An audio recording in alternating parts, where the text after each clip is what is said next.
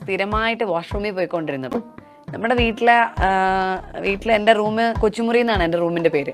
വേറെ നല്ല പേരൊന്നും കിട്ടിയില്ലേ? അപ്പൊ ആ റൂമിന്റെ പ്രത്യേകത എന്താന്ന് വെച്ചാൽ ഞാൻ ആ റൂമിൽ തന്നെ സെലക്ട് ചെയ്യാൻ കാരണം എന്ന് വെച്ചാൽ അതിന്റെ 4 ചുറ്റിനും മുറികളാണ്. എന്നാ പിന്നെ പേടിക്കണ്ട. ഒരു ഭാഗത്തേക്ക് തുറന്നാൽ അടുക്കളയുടെ അപ്പുറത്തേക്കുള്ള വലിയൊരു വരാന്തയാണ്, ഒരു സൈഡിലേക്ക് അറയാണ്, അതൊരു ഭയങ്കര വെടിയാണ്, ഒരു സൈഡിലേക്ക് മാസ്റ്റർ ബെഡ്റൂം ആണ്. ആ എൻട്രൻസ് തൊട്ട് ആ അടുത്ത റൂമിലേക്ക് കടക്കുന്നത് വരെ ഒരു 6 ജനലാ. കാശിന്റെ കുന്തളിപ്പ് എന്ന് വെച്ചാൽ അതിന്റെ അഹംഭാവം അവനില്ലട്ടാ. വന്നൊന്നും കറ്റനില്ല.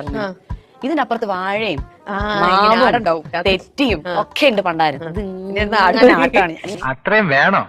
വേണം, കുറച്ച് കടുപ്പത്തിരിക്കും. ഈ എടനാഴി പഴയ വീടല്ലേ, കുറെ കിലോമീറ്റർ നടക്കുമ്പോഴാണ് അപ്പുറത്തെ അടുക്കള അല്ല പിന്നെ വാഷ്റൂം എത്തുന്നത്. പിന്നാലെ വരണ്ടോ? ബാത്റൂമിന്റെ ഏറ്റവും വലിയ കുഴപ്പം എന്താന്ന് വെച്ചാ ഒരു 4 മീറ്റർ വീതി, 10 മീറ്റർ നീളം, ഒരു ജനാല ഇതിങ്ങനെ ഈ സൈഡിലും ആ സൈഡിലും. അത് എന്തിനാ അച്ഛൻ ഉണ്ടാക്കി വെച്ചെന്ന് എനിക്കറിയില്ല. എന്നിട്ട് ഈ വാതിൽ എന്ന് വെച്ചാൽ ജനലിന്റെ അടുത്തും കൂടെ പോയാലേ നമ്മളതിന് ഡോറിന്റെ അവിടേക്ക് എത്തുള്ളൂ. ഈ ബാത്റൂമിൽ പോയി വെള്ളം ഒഴിച്ചിട്ട് ഒരൊറ്റ ഓട്ടാണ്.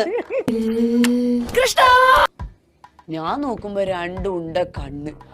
അച്ഛാ അമ്മേ എന്നൊക്കെ പറഞ്ഞ ഞാൻ അങ്ങോട്ട് നില വിളിച്ചു. ഞാൻ എങ്ങനെയാ അതിന്ന് പുറത്തിറങ്ങി എനിക്ക് അറിയില്ല എന്റെ രമ്യ. അതെ കുമാര തള്ളല്ല.